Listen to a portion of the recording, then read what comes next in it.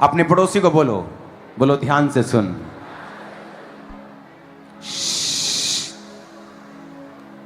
अपने पड़ोसी को बोलो, बोलो ध्यान से सुन। यूहन्ना 15 उसकी 1 आयत में लिखा है, सच्ची दाखलता मैं हूं और मेरा पिता किसान है। जो डाली मुझ में है और नहीं फलती उसे वो काट देता है, और जो फलती है उसे वो छांटता है ताकि वो और फले। तुम तो उस वचन के कारण जो मैंने तुमसे कहा है शुद्ध हो।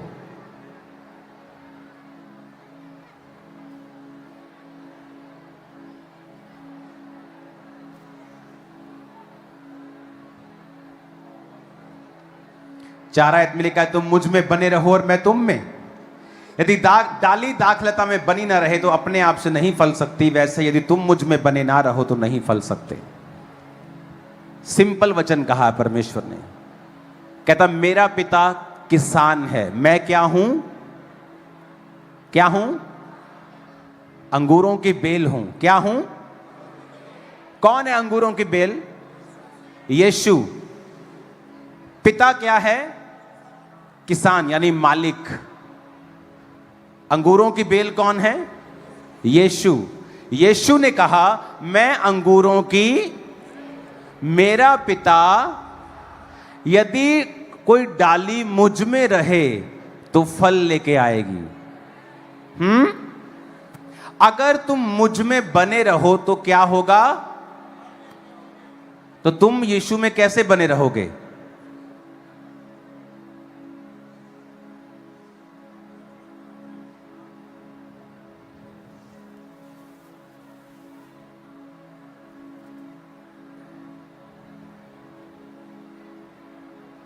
चर्च को फॉलो नहीं, वर्ड को फॉलो करना है।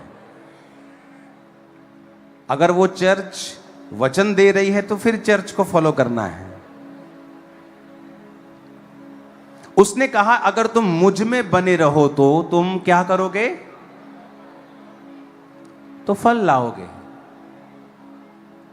आपने कभी टहनी देखी होगी जिसमें फल लगे होते हैं। फल देने से पहले आपने किसी टहनी को लाल रंग का होते हुए देखा कि बहुत जोर लग रहा है यार मेरा, कि मैं फल दे रहा हूं, बहुत जोर लग रहा है। आपने देखा कभी? उसने कहा अगर तुम मेरे हुक्मों में बने रहोगे तो बिना जोर लगाए तुम फलदार रहोगे।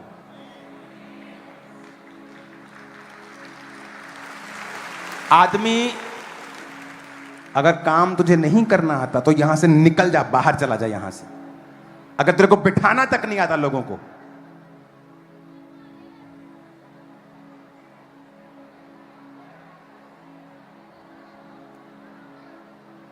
अपने पड़ोसी को बोलो, बोलो तुझे जोर नहीं लगाना, सिर्फ बने रहना है। आमीन। तुझे जोर और क्या करना है?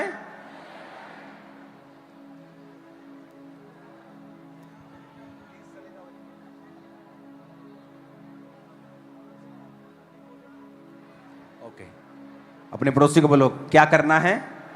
बने रहना है। फिर जोर लगाने की जरूरत।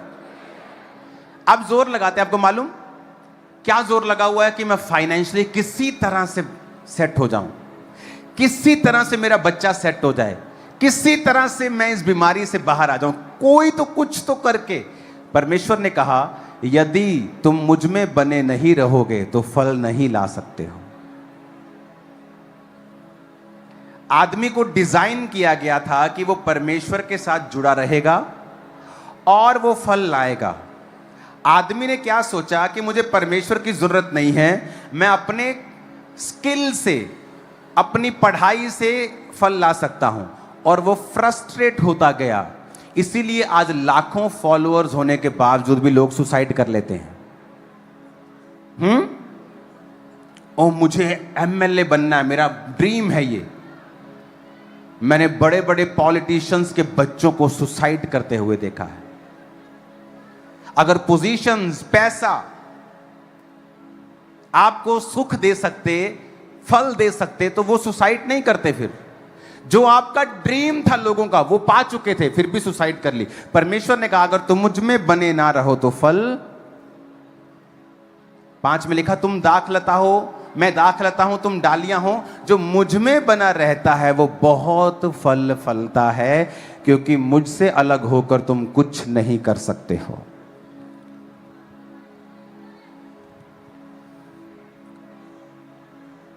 क्योंकि तुम मुझसे अलग होकर कुछ भी, मुझसे अलग, अपने पड़ोसी को बोलो, मुझसे अलग होकर तुम कुछ भी, बोलो अपने पड़ोसी को बोलो, मुझसे अलग होकर तुम कुछ भी नहीं कर सकते हो। बोलो अपने पड़ोसी को, जीसस ने कहा मुझसे अलग होकर तुम कुछ नहीं कर सकते। आपको पता है कि जीसस ने अंगूरों की बेल की एग्जाम्पल क्यों दी? उसने ये क्यों नहीं कहा मैं सेब का पेड़ हूं, तुम मेरी टहनियां हो, मैं आम का पेड़ हूं, तुम मेरी टहनियां हो, अगर तुम मुझ में बने रहोगे तो बहुत सा फल लाओगे। उसने अंगूरों की एग्जाम्पल क्यों दी? क्योंकि अंगूरों की बेल अगर सड़ जाए और फल ना लाए, उसका बैट बल्ला फर्नीचर नहीं बन सकता। आम का पेड़ सूख गया, चलो जी ला दो इनू, घर दा फर्नीचर बनाने हैं, इनू थापियां बना लेने, बल्ले बना लेने, गड्ढे बना लेने, गड्डी बना लेने, रिक्शे बना लेने। पर अगर अंगूरों की बेल सूख जाए तो कहता वो सिर्फ जलाने के काम आएगी। इसीलिए जो लोग क्रिश्चियन हैं और वचन पे नहीं चलते, आप उनके घरों में जाकर देख लो, अन्य जातियों से ज्यादा श्रापित और ज्यादा बीमार और ज्यादा दुखी नजर आएंगे आपको। क्यों? क्योंकि वो अंगूरों की बेल की टहनियां हैं। और अगर वो फल नहीं देंगी तो उसने क्या कहा बाइबल में? यदि कोई मुझ में बना ना रहे, वो डाली के समान फेंक दिया जाता, सूख जाता और लोग उन्हें बटोर कर आग में झोंक देते हैं और वो जल जाती हैं। क्या कहा परमेश्वर ने? यदि कोई मुझ में बना ना रहे तो क्या होगा? वो सूख जाएगा, लोग उसे बटोर कर क्या करेंगे? फिर आग में जला देंगे। इसका मतलब उसकी कंडीशन बदतर होगी, जो मसीह में रहकर भी फल नहीं देगा। एक व्यक्ति जो व्यभिचार में है, अन्य जाति, उसका श्राप जो क्रिश्चियन होकर व्यभिचार में है उससे 10 गुना कम है। सेम पाप, लेकिन क्रिश्चियन व्यक्ति की सजा 10 गुना ज्यादा है, क्योंकि वो वचन को क्या है? जानते हैं। जो वचन जानता हुआ पाप करेगा उससे ज्यादा बदला लिया जाएगा, वचन कहता है। यीशु ने कहा तुम्हें जोर लगाने की जरूरत नहीं, तुम मुझ में क्या करो? बने रहो। कैसे बने रहोगे? उसमें अपने आप को सेलो टेप से जोड़ लोगे बाइबल के साथ? चर्च में आके बैठ जाओगे? नहीं, उसके वचन को पूरा करोगे। यदि तुम मुझ में बने रहो, बोलो अपने पड़ोसी को, और मेरा वचन तुम में बना रहे, तो जो चाहो मांगो वो तुम्हारे लिए हो जाएगा।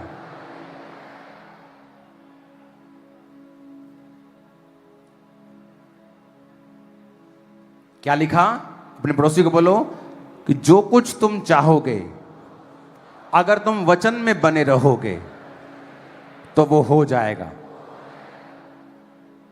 तो क्या होगा वो? अगर तुम वचन में, वचन मुश्किल है क्या?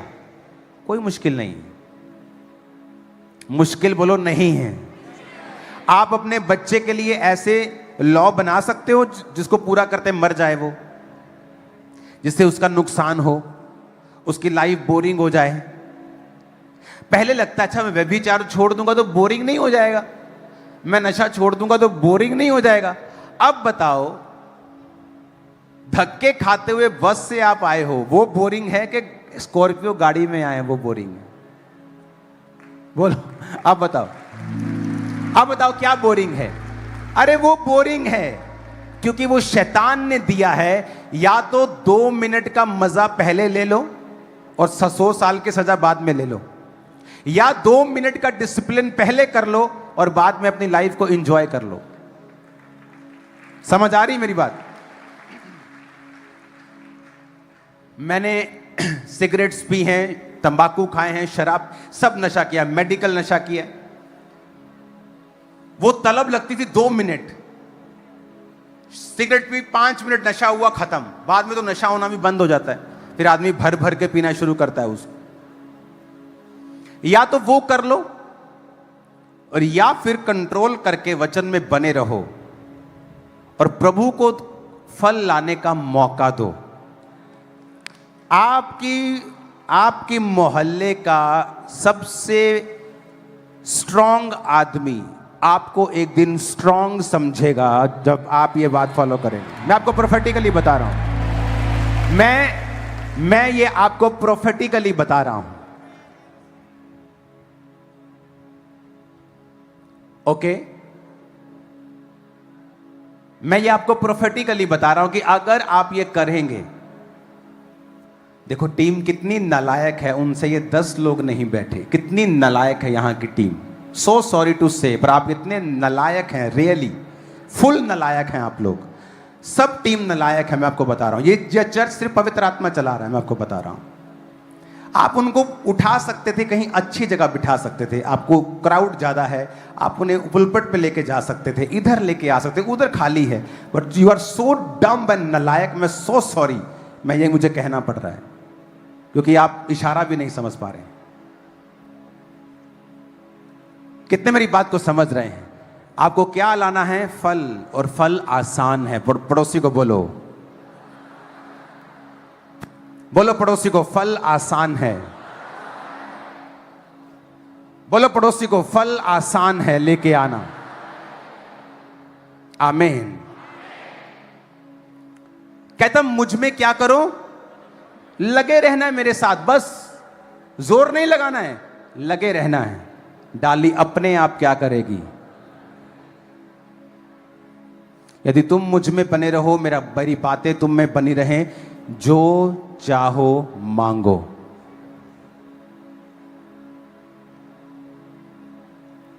क्या करो? क्या मांगो? जो चाहो। आप श्योर हो? आप श्योर हो? वचन में लिखा है ऐसा? 7 आयत में लिखा है क्या ऐसा? यदि तुम मुझ में बने रहो,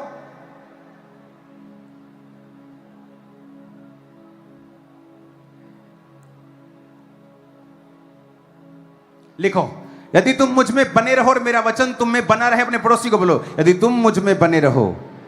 यीशु ने कहा अगर तुम मुझ में बने रहो, मेरा वचन तुम में बना रहे, तो जो चाहो मांगो, वो तुम्हारे लिए हो जाएगा।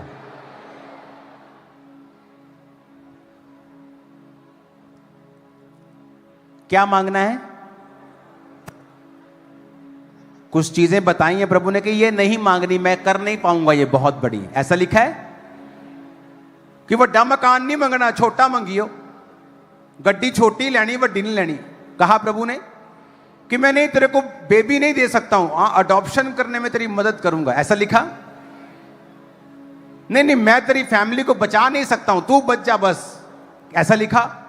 कहता अगर तुम मुझ में हो, मेरा वचन तुम में है, आस्क एनीथिंग।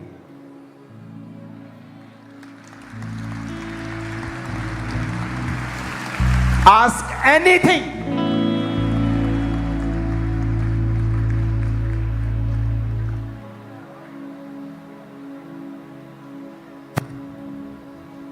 जब मैं खाम्बरा में आया,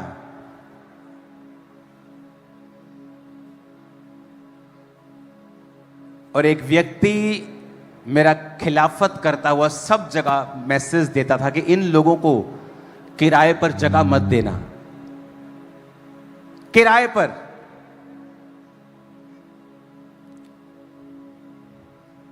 पिछले साल वो अपनी जगह मुझे बेच के गया है।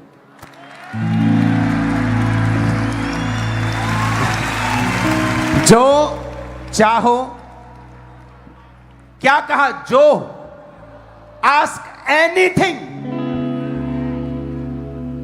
तुम्हारी फैमिली, तुम्हारे बेबीज, तुम्हारे बच्चे, तुम्हारा फाइनेंस, तुम्हारी हेल्थ, तुम्हारा एनीथिंग।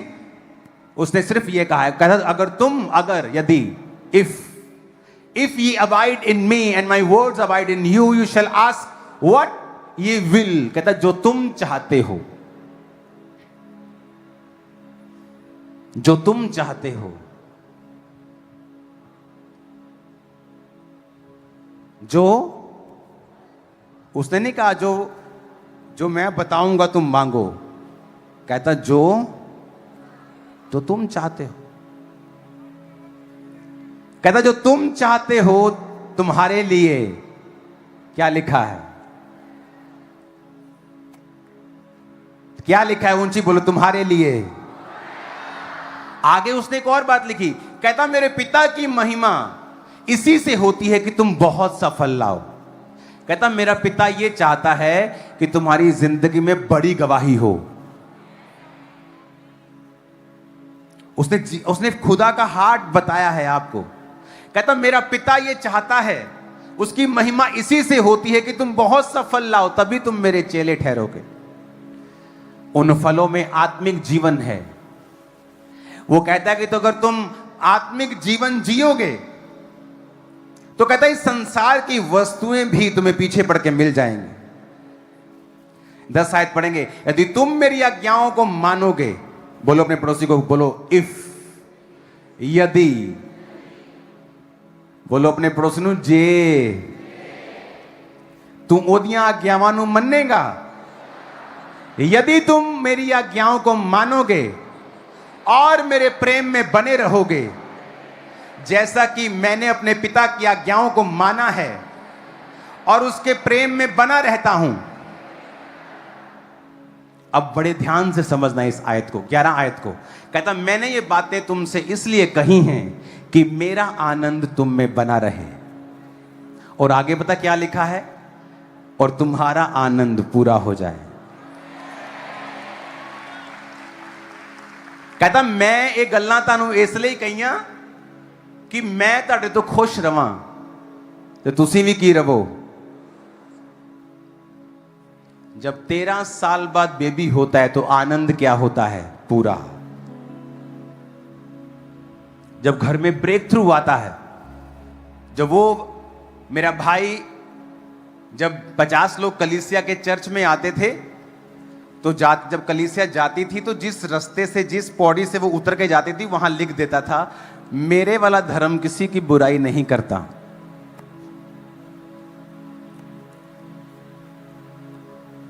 आज वो भी क्रिश्चियन है, प्रभु में है। समझो मेरी बात।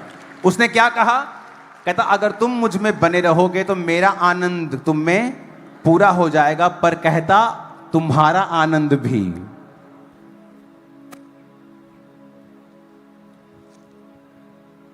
अपने पड़ोसी को बोलो ये एक तरफा प्यार नहीं है। फिर से बोलो अपने पड़ोसी को, बोलो ये एक तरफा प्यार नहीं है। तुम यीशु से प्यार करो, उसकी आज्ञाओं को मानो, तुम्हारा आनंद पूरा हो जाएगा। आमीन।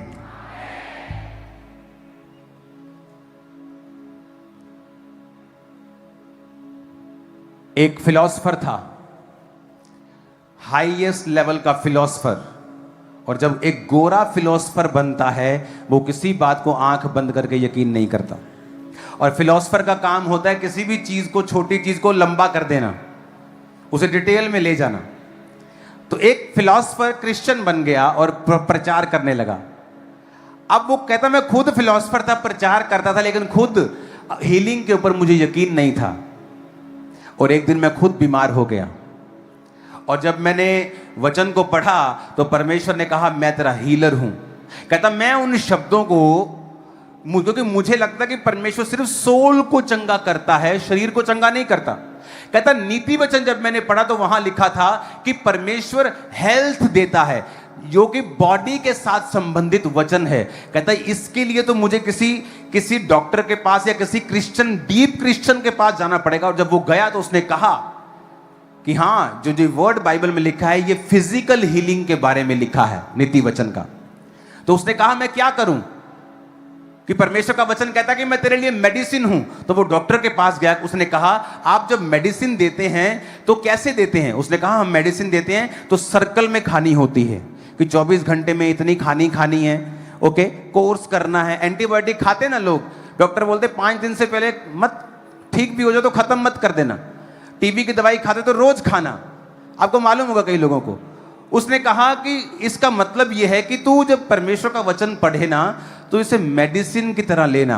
उसने कहा आप मेडिसिन कैसे देते? उसने कहा मैं देता हूं जैसे खाने के बाद 3 बार दिन में खानी है। कहता ठीक है। घर गया, वचन खोला, कहता रोज 3 बार मैं वचन पढ़ने लगा हीलिंग का, और वो बीमारी जो डॉक्टर हाथ खड़े कर चुके थे उसकी जिंदगी में कुछ ही दिनों में, हफ्तों में, 1 महीने के अंदर अंदर खत्म हो चुकी थी। अब उसका आनंद भी पूरा हुआ कि वो अपने बच्चों को हील करना चाहता है, और नीचे वाले का आनंद भी पूरा हुआ चंगाई को प्राप्त करके। आप मेरी बात समझे कि नहीं?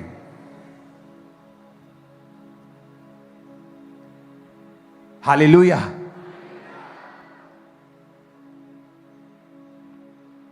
उसने वचन को मेडिसिन की तरह लिया। 3 बार मेडिसिन खाता ना आदमी, जैसे ही खाना खाया बाइबल खोल लेता था और हीलिंग वचनों को पढ़ता था। फिलोसफर था ना, वो हर चीज को बड़ी तरीके से फॉलो करता था, और उसने फॉलो करना शुरू किया और दिनों में उसकी बॉडी ने रिस्पॉन्ड करना शुरू किया। आप मेरी बात समझ रहे कि नहीं? आपकी लाइफ का चैलेंज, रोज बाइबल के सामने जाएं, प्रभु की हुजूरी से दूर ना हो, पढ़ें। जब नशे की तोड़ लगे बाइबल खोल लें और इसे मेडिसिन की तरह लेना है इसे, कि ये मेरी मेडिसिन है। डॉक्टर के पास जाओ ना नशा छोड़ने के लिए, वो तुम्हें दूसरे नशे की गोली देते हैं, मालूम, कि ये खानी है, अपने वाला छोड़ दे, फिर धीरे धीरे उसको कम कर देंगे। मैं आपको एक मेडिसिन दे रहा हूं, बाइबल।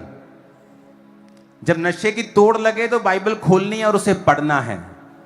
तुम मुझे जल्दी मंगलवार से शुरू कर दोगे टेस्टिमनीज को भेजना इन जीसस ने।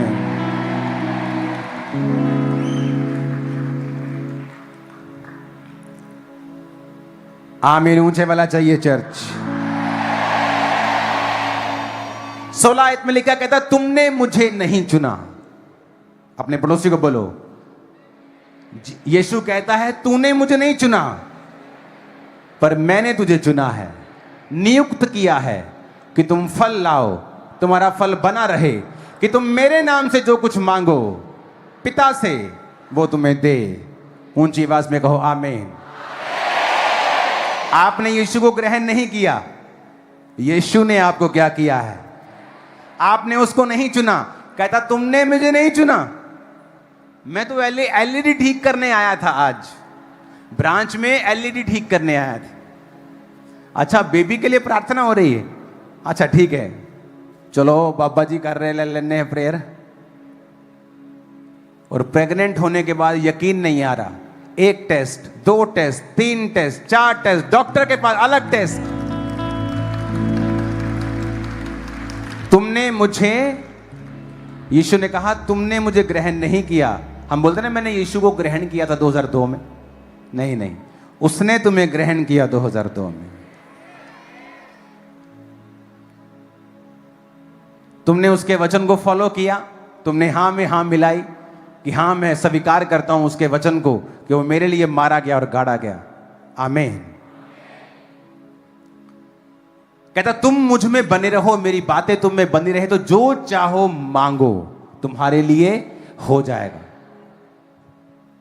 अब बताओ, वो बोरिंग है कि कर्जा लेने वाला तुम्हारे घर पे आके गालियां निकालता है, शाम को तुम भांग की टिक्की खाने जाते हो, थोड़ी सी दारू पी के अपने आप को थोड़ा रिलीज करते हो कि मेरा स्ट्रेस कम हो जाए, कि वो मजेदार है कि तुम किसी को पैसा मदद करने के लिए जा रहे हो सुबह सुबह अपनी गाड़ी में, कि वो मजेदार है? क्या मजेदार लगता है? तुम मदद कर रहे हो ये मजेदार है, ना कि तुम गालियां खा रहे हो ये मजेदार है। और यीशु ने कहा मेरा पिता ये चाहता है कि तुम फल लाओ, और मेरा पिता ये चाहता है कि तुम्हारा फल बना रहे, तुम फल लाओ, बहुत सा फल लाओ, तुम्हारा फल बना रहे, मेरा पिता ये चाहता है। कहता उसकी महिमा इसी से होती है। क्या मैं यहां खड़ा हो सकता था अगर पिता की महिमा मेरी जिंदगी से ना होती? तो अगर मैं नशे से आजाद ना होता, अगर मैं सेवा ना करता, अगर मैं प्रभु को जीवन ना, मैं यहां खड़ा हो पाता? क्या उसकी महिमा होती? परमेश्वर कहता मैं चाहता हूं मेरी महिमा हो, अगर तुम तैयार हो तो, अगर तुम वचन में खड़े रहने के लिए तैयार हो तो। और यह डिसीजन तब नहीं होता जब आदमी बड़ा हो जाता है। जब मैं आपकी जगह पे था, मेरे रिश्तेदार ने मुझे इनवाइट किया कि तेरे भाई की शादी है, तुझे आना है। मैं क्रिश्चियन था, पवित्र आत्मा पाया हुआ था, पास्टर शायद नहीं था, लेकिन लोगों पे प्रार्थना करता था। मैं शादी में गया और वहां पर डांस चल रहा था सभी गानों के ऊपर, और शैतान ने मेरे मन में डाला अगर तू इनकी खुशी में खुशी नहीं मनाएगा तो कल तेरी खुशी नहीं मनाई जाएगी। अगर तू इनकी शादी में नहीं आएगा, कल को तेरी शादी में कौन आएगा? तो मैं शादी में चला गया, और जब डांस हो तो मैं डांस करूं, और जब मैं डांस करूं और डांस करने के बाद जब मैं बैठूं तो अंदर मेरे एक डीप घोर निराशा आए कि तू ये क्या कर रहा है।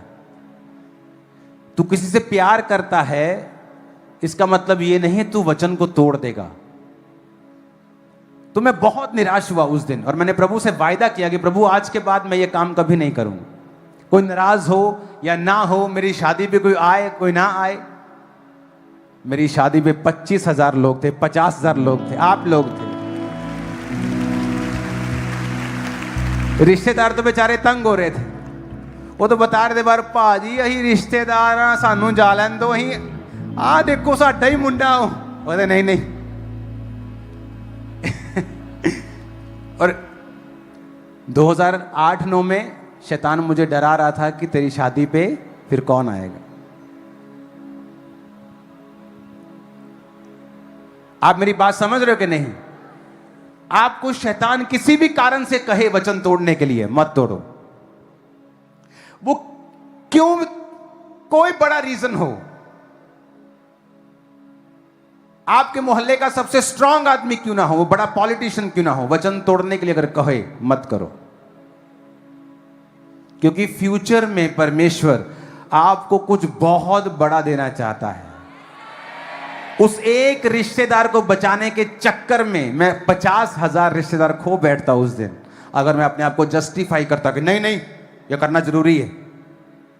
ऐसे कैसे कोई दुनियादारी थोड़ी छड़ देनी है आप, लोग थोड़ी छड़ देने, रिश्तेदार थोड़ी छड़ देने आप।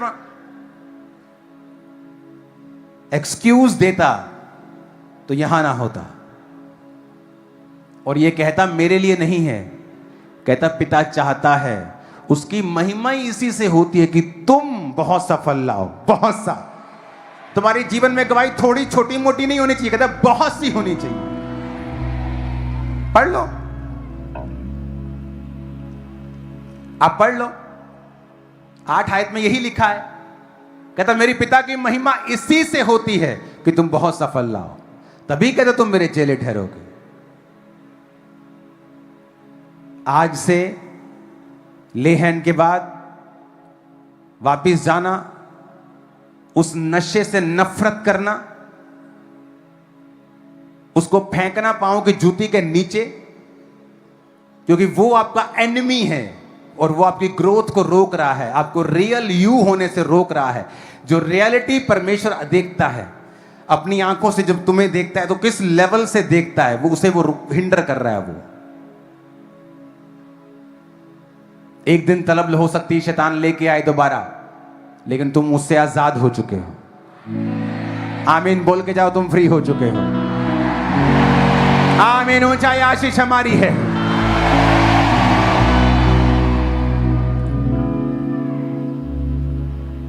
आप मेरी बात समझ रहे हो कि नहीं? तुम हैरान होंगे, तुम्हें वो गुटखा बहुत कड़वा लगने वाला है, तुम्हें वो सिगरेट बहुत कड़वी लगने वाली है, वो शराब तुम्हें पचेगी नहीं। यस, तुम फ्री हो। आमीन, ऊंचे वाला चाहिए church. Don't worry, don't worry. जब थोड़ा आप डिलीवरेंस देना आते हैं तो दिक्कत आती है बैठने में, खड़े होने में। डोंट वरी, प्रभु आपसे प्यार करता है और मैं आपके साथ हूं, परमेश्वर आपके साथ है।